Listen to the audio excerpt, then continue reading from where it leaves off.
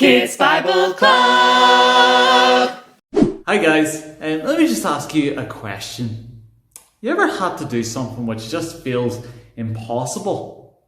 Maybe it's a jigsaw and you can't get all the bits fitting in the right place. Or maybe it's a Rubik's Cube and you're twisting and turning, you're struggling to get all the colours on the right sides. Or maybe it's a big ball of string which is all tangled up. And there's loads of knots and it's all wound up and you end up just giving up and throwing it away.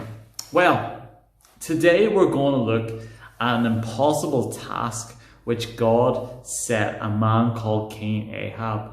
Now, if you remember last week, we were looking at a man called Elijah, and Elijah went and told King Ahab that there was going to be a famine, there was going to be no rain. And 3 years later, Elijah returns to meet King Ahab. And King Ahab was angry because he blamed Elijah for this mess. And yet, this wasn't Elijah's fault, this was Ahab's fault. And the reason why it was Ahab's fault was because he didn't believe in God. He didn't worship God. He worshipped another god called Baal. And this Baal is just a giant statue. And through Elijah, God was going to show, not just Ahab, but everybody else, that Baal is just a statue. So this is how it's going to happen. Each person will build an altar, and on this altar they're going to put a sacrifice. And then afterwards, they will pray to their gods, and if their God hears them and answers their prayers, they will set fire to the altar. So the next day, Elijah meets Baal's prophets on top of Mount Carmel. And on top of Mount Carmel, they will build their altars. And Baal's prophets will go first. They build the altar, they put the sacrifice on, and they prayed all morning, Baal, answer us. But nothing. So they danced about and they shout all day, and 7 hours later, this just nothing happened. And it's now night time after all this commotion. And so it's Elijah's turn. Elijah builds the altar and he puts the sacrifice on top, but he asks for 12 giant pots of water to cover the altar. Now, let me ask you a question, boys and girls. What does a fireman use to put out fires? Water! So, if something's covered in water, it's not going to burn, is it?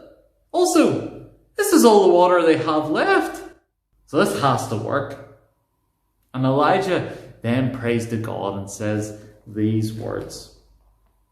Lord, the God of Abraham, Isaac, and Israel, today let it be known that you are God in Israel, and I am your servant, and that at your word I have done all these things. Answer me, Lord.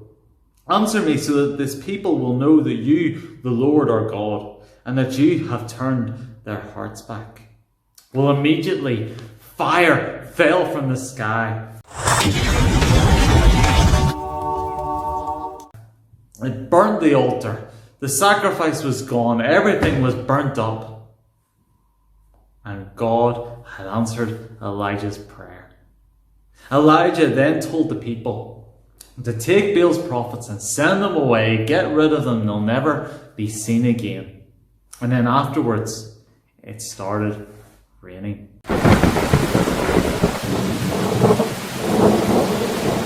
Wasn't that a great story, boys and girls? It's very dramatic, I think. Well, it reminds me of another impossible task that we can't do, but only God can do. You see, the Bible tells us that we are all sinners. That means we have done bad things. And because we have done bad things, it means that we cannot get close to God. We cannot follow God because we are sinners. You see, it's impossible for us even to save ourselves from our sin. And so God had a plan.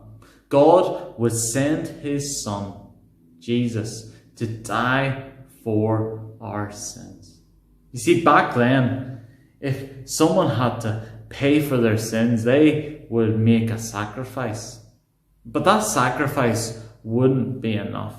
You see, you can make hundreds and hundreds of sacrifices, but they would never pay for all of your sin.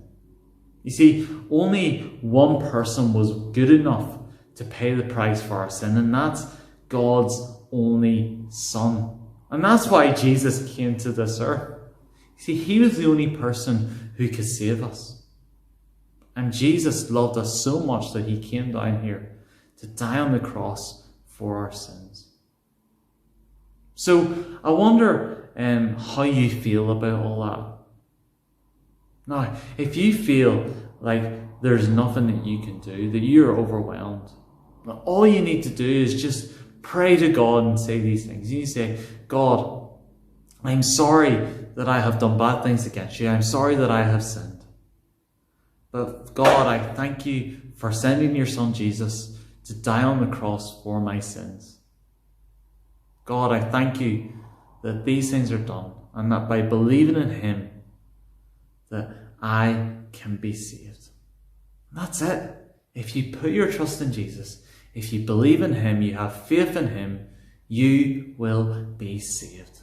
It's an impossible task, but only God can do it. And God has done it.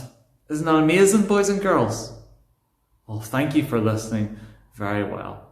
Tune in next week to see what will happen next to Elijah. Bye, guys. Kids Bible Club.